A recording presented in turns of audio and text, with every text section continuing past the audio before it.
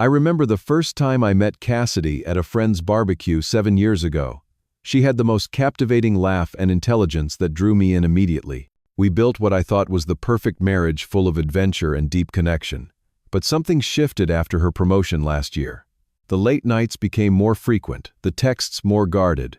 After 7 years of marriage, I never imagined my wife would completely block my number for 2 weeks, without explanation.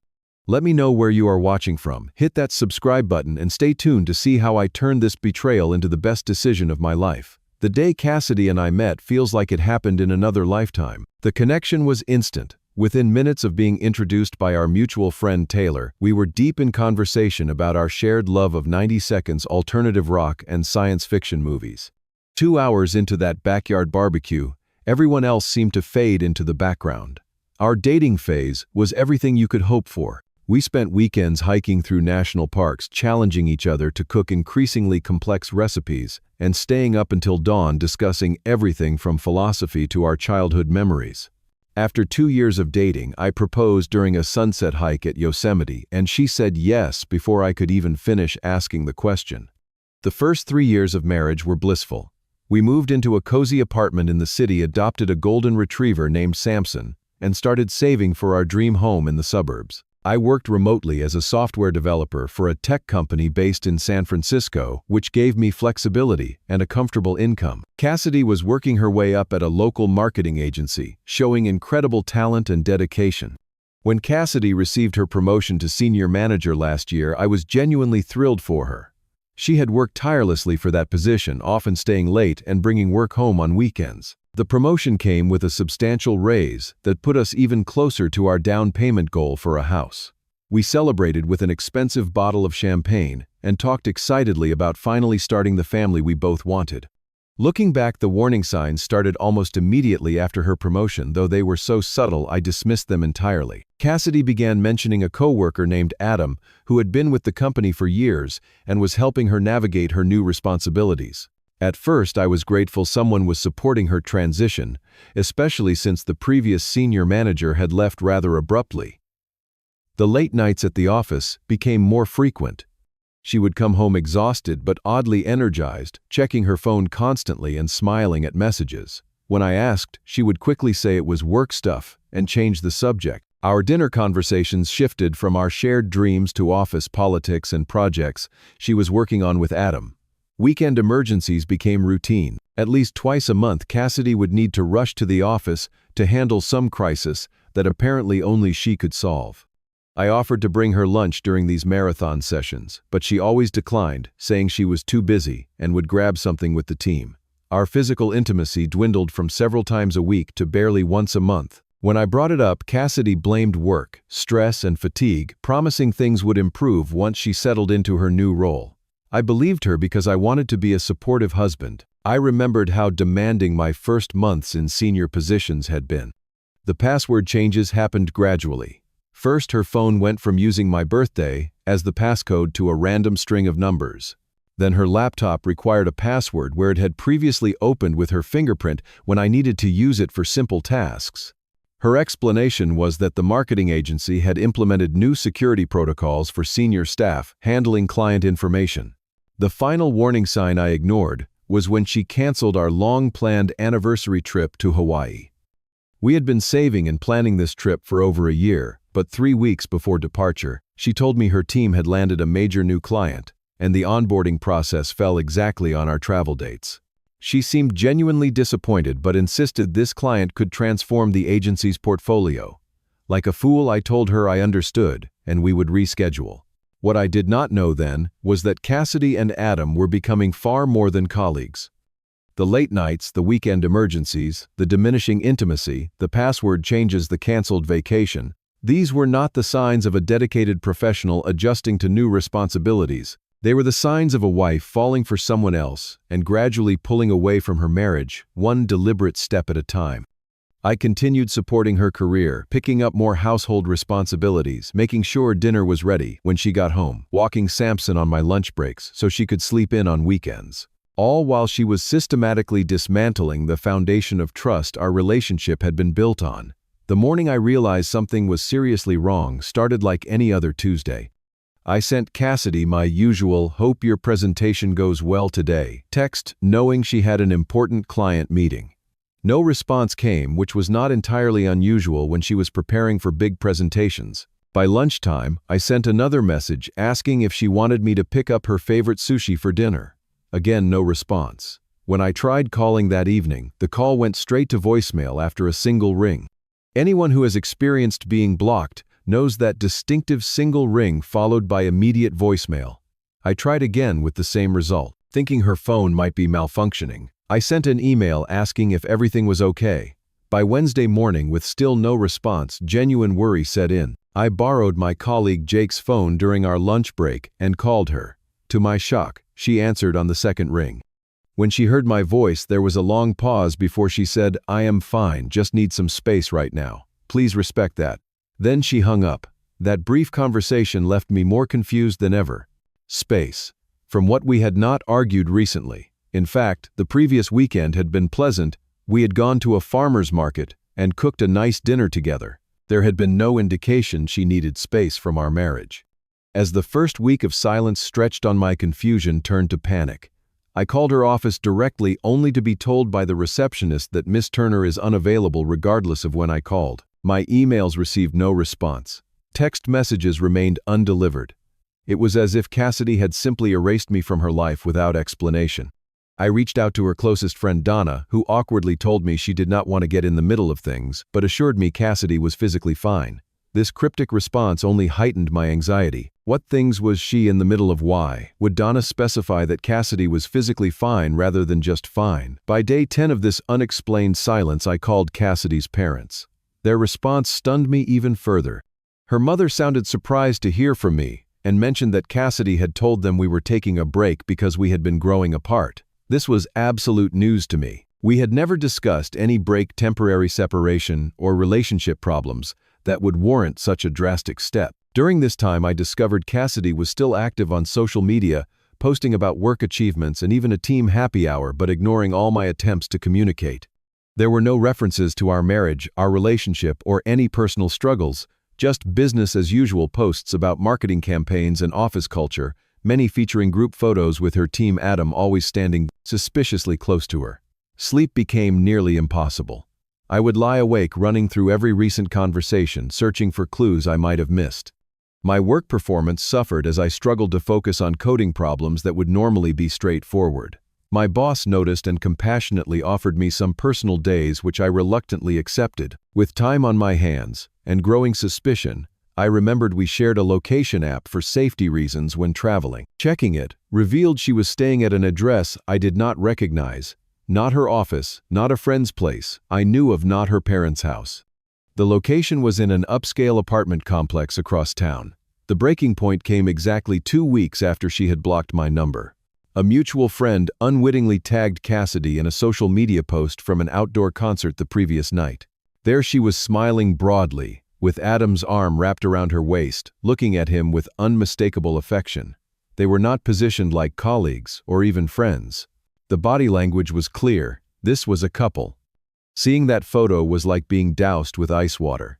The confusion of the past 2 weeks suddenly crystallized into a clear, painful reality. My wife had not only blocked me from her phone, but had apparently blocked me from her life entirely, replacing me with her coworker, without so much as a conversation or explanation. The betrayal cut deep, not just because of the apparent infidelity, but because of the calculated cruelty. Blocking my number for 2 weeks was not a spontaneous action taken in emotional distress.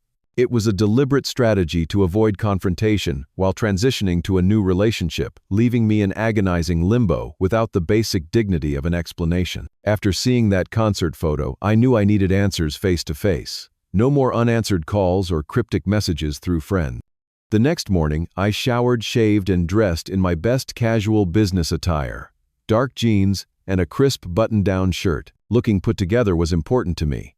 I refused to appear as the devastated, disheveled husband, even if that was how I felt inside. I drove to Cassidy's marketing agency, timing my arrival for their typical lunch break at 12:30 p.m. The modern glass building reflected the bright sunlight as I pulled into a visitor parking space. My heart pounded as I approached the reception desk, but I kept my expression neutral. The young receptionist looked up with a practiced smile that quickly faltered when I introduced myself as Cassidy Turner's husband. Her eyes darted to the corridor behind her before she stammered, "Let me see if she is available." The awkward reaction confirmed my suspicions that this situation was not a secret at Cassidy's workplace. While waiting, I glanced through the glass doors leading to the parking lot and felt a jolt of adrenaline. There was Cassidy laughing as she walked with Adam toward his silver Audi. Before the receptionist returned, I thanked her and casually walked out, following them at a distance. They drove to an upscale bistro about 10 minutes from the office. Through the restaurant's large windows, I watched them select a table in the corner. The casual way Adam pulled out her chair, the lingering touch on her shoulder, the intimate lean across the table. These were not the behaviors of work colleagues, but of established lovers, comfortable with physical closeness. I gave them time to order before entering the restaurant. The hostess asked if I needed a table, but I gestured toward Cassidy and Adam, saying I was joining my wife. Her eyes widened slightly as she processed the situation, but she professionally stepped aside. The look on Cassidy's face when she saw me approach their table will stay with me forever. First confusion, then shock, followed by something between guilt and fear. Adam's expression hardened immediately, his body language shifting to a protective, almost possessive posture beside her. "We need to talk," I said calmly, pulling out a chair and sitting down without waiting for an invitation.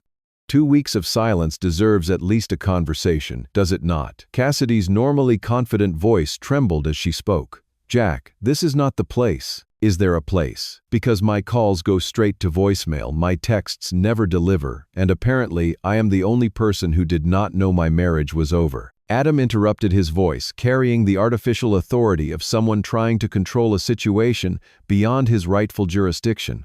"Look, man, these things happen. People grow apart. Cassidy was going to tell you properly once things settled down." "Is that right? And when exactly would things have settled down? After you moved in together? After divorce papers arrived at my door? Or perhaps after I saw your wedding announcement?" Cassidy's eyes welled with tears. "It just happened, Jack. I did not plan this. We were working late nights together, and something just clicked between us. I was going to tell you, when I pressed, because according to your mother you already told your family we were taking a break weeks ago. That was news to me." Her silence confirmed everything. "How long has this been going on?" I asked, my voice steady despite the turmoil inside. Adam shifted uncomfortably but maintained his protective stance. Cassidy looked down at her hands. 3 months, she finally admitted. 3 months, I repeated. And blocking my number. Whose idea was that? Adam had the decency to look slightly embarrassed. Cassidy glanced at him before answering. Adam thought it would be easier to make a clean break rather than having difficult conversations that would not change anything. I see. So not even the courtesy of a goodbye after 7 years together, just digital silence and hoping I would eventually get the message. Despite my calm exterior, inside I was shattered. The woman across from me was unrecognizable from the person I had built a life with. The Cassidy I knew valued honesty and communication above all else. We had once stayed up an entire night talking through a minor disagreement about holiday plans rather than let any resentment fester. Tears streamed down her face now. "I still care about you, Jack. I always will. I just fell out of love. These things happen sometimes." Adam placed his hand over hers on the table.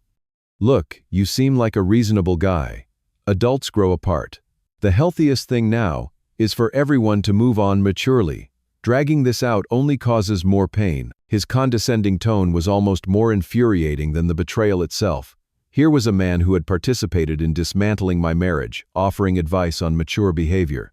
I stood up slowly. "Thank you both for finally being honest. I wish you had extended that courtesy 2 weeks ago, or 3 months ago for that matter."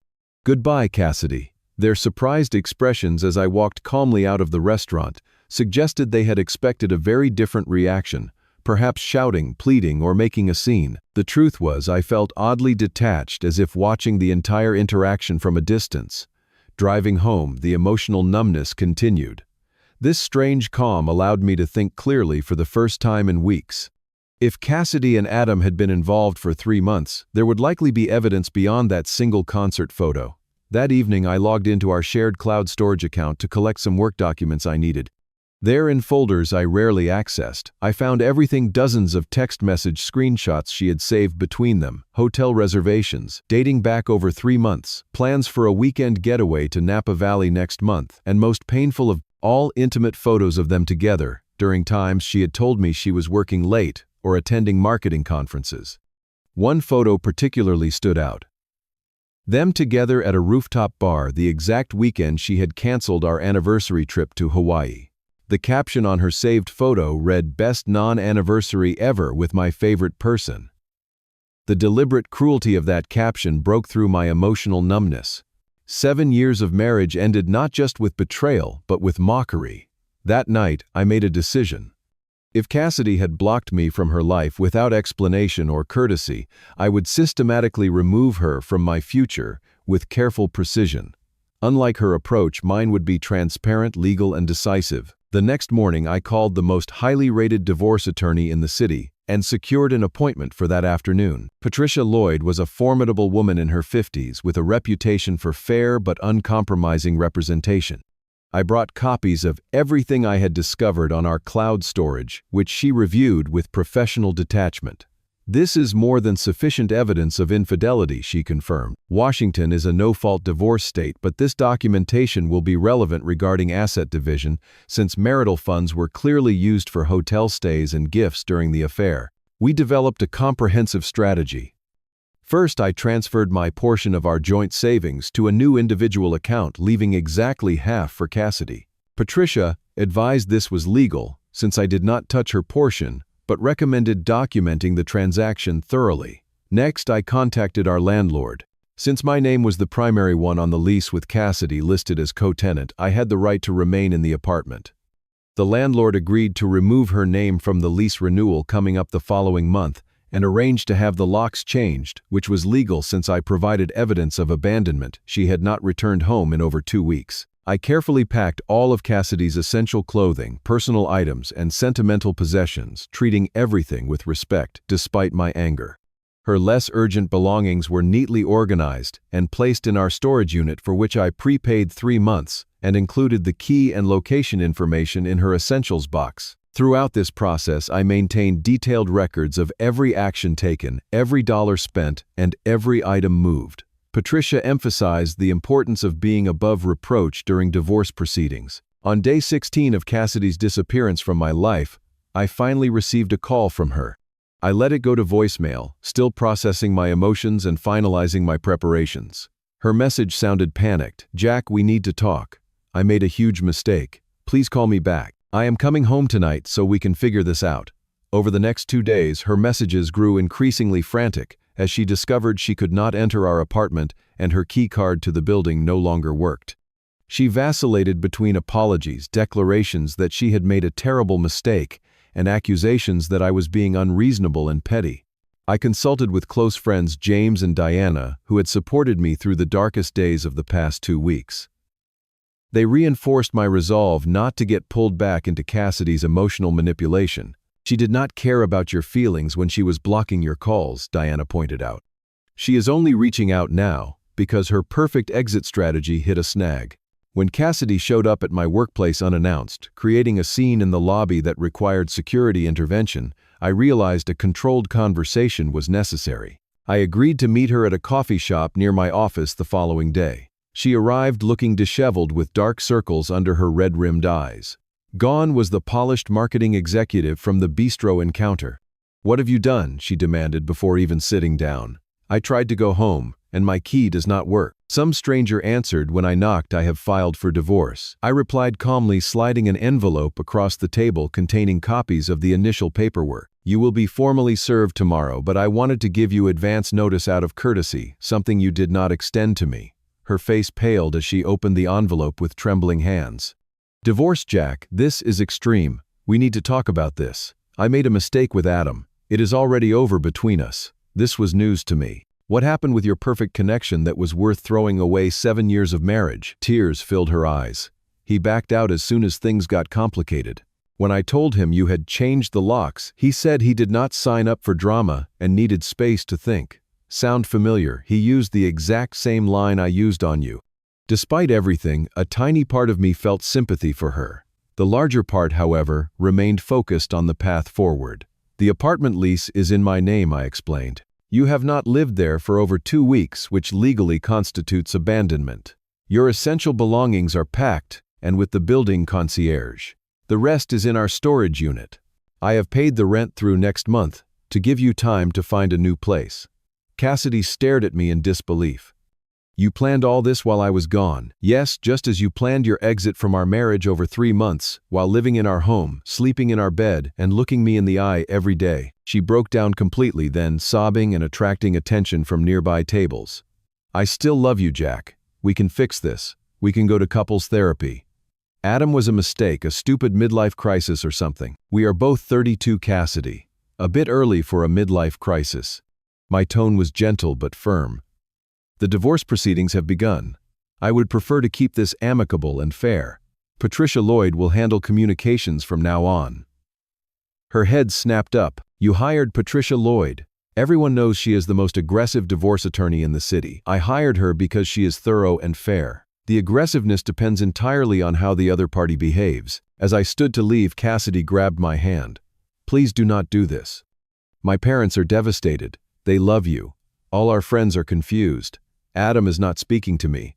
My entire life is falling apart." Looking down at her tear-stained face, I felt a complicated mixture of lingering love, pity, and resolve. "I am sorry you are hurting. But you chose this path when you decided our marriage was disposable. I am simply finalizing what you already began." The first meeting with both our lawyers was scheduled for the following week.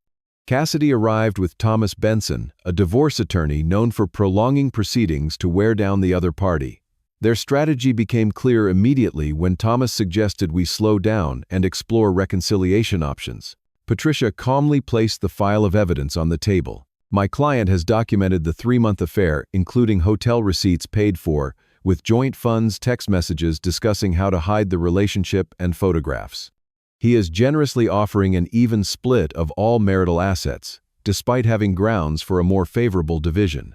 If Mrs. Turner prefers a prolonged, contentious process, we are prepared for that as well, but I strongly advise against it." Cassidy's face crumpled as she realized her attorney had not been fully informed about the extent of her affair. Thomas whispered urgently with her before reluctantly agreeing to review the settlement offer. Over the next several weeks, Cassidy attempted various reconciliation strategies. She sent heartfelt letters about our history together. She had mutual friends attempt to intervene on her behalf. She even enrolled in individual therapy and sent me the therapist's notes describing her genuine remorse and commitment to growth. When these approaches failed, she tried a different tack, suggesting that my vengeful behavior was proving she had been right to leave.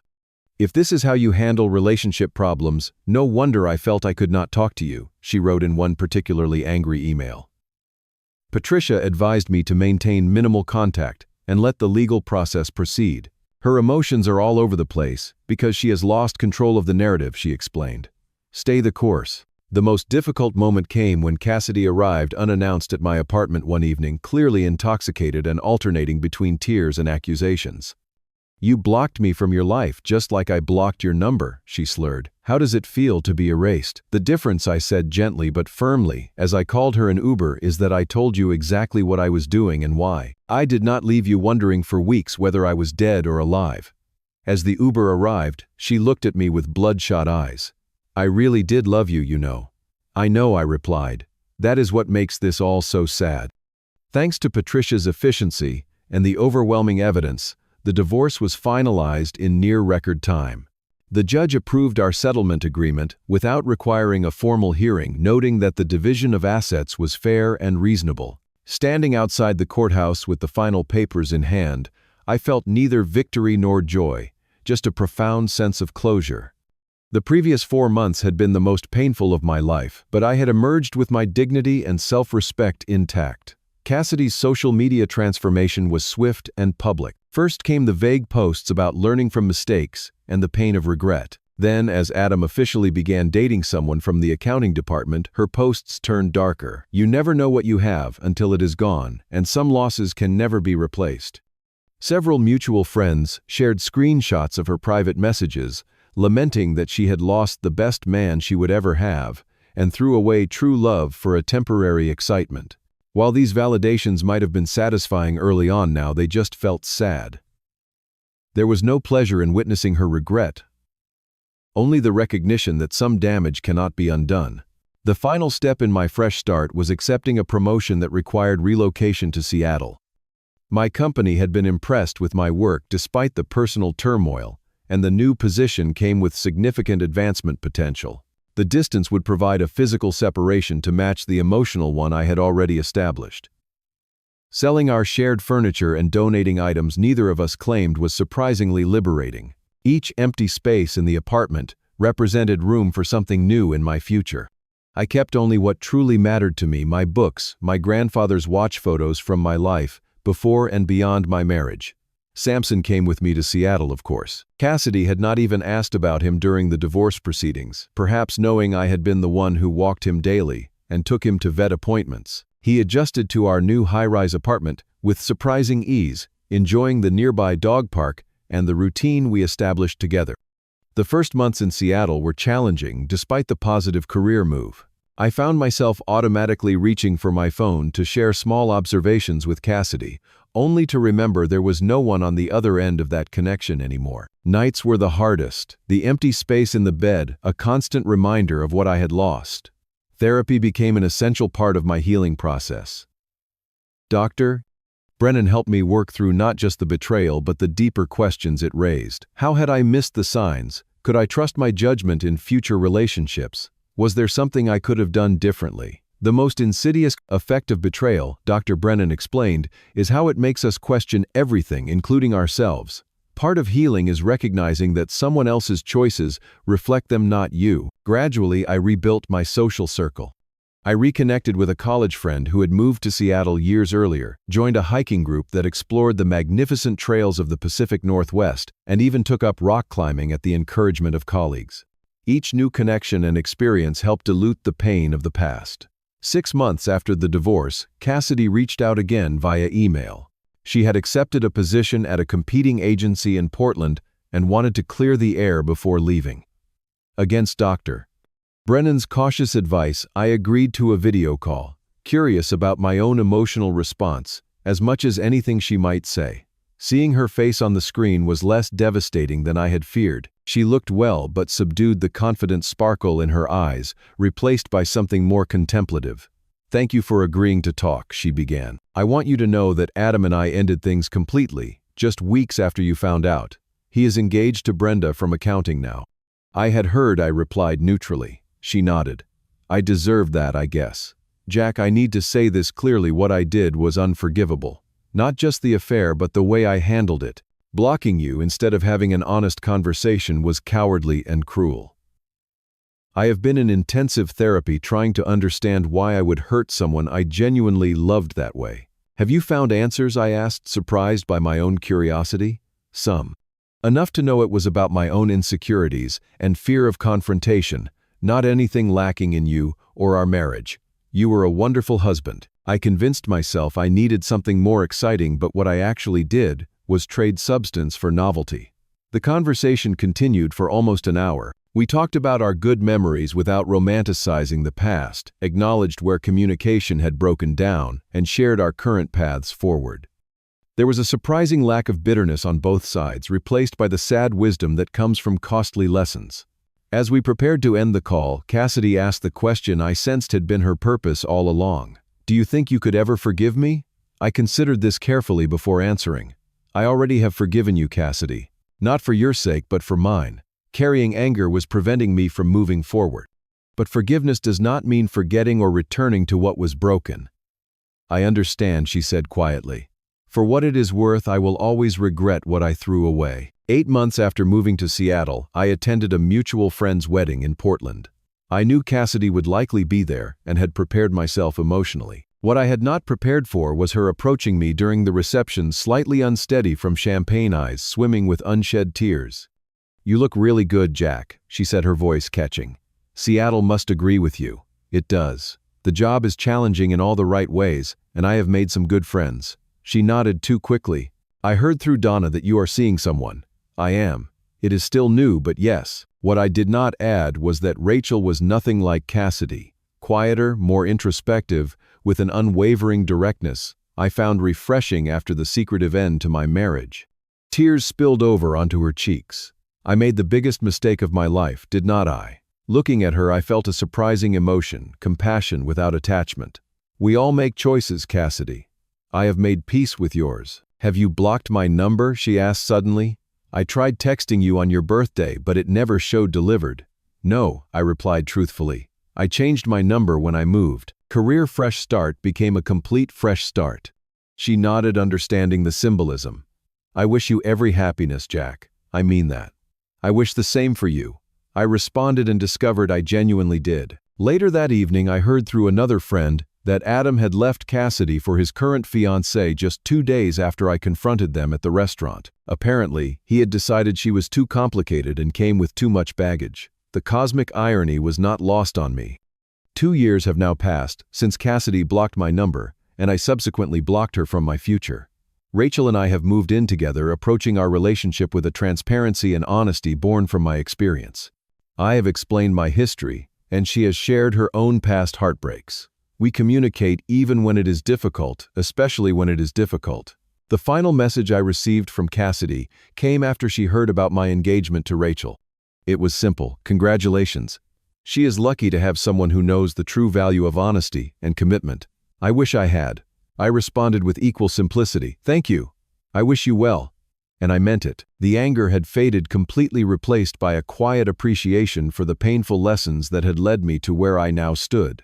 Cassidy's betrayal had forced me to rebuild my life from its foundation, creating something stronger and more authentic than what existed before. Sometimes the deepest wounds lead to the most profound healing.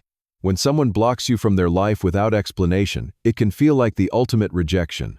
But sometimes being blocked from one path forces you to find another, one that leads exactly where you were meant to go all along. Have you ever experienced betrayal that ultimately led you to a better place? Share your story in the comments below.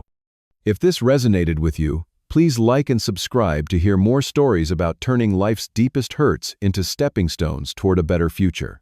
Remember, sometimes the relationship that hurts you the most teaches you exactly what you deserve in the next one. Thank you for listening, and never forget your own worth when others fail to see it.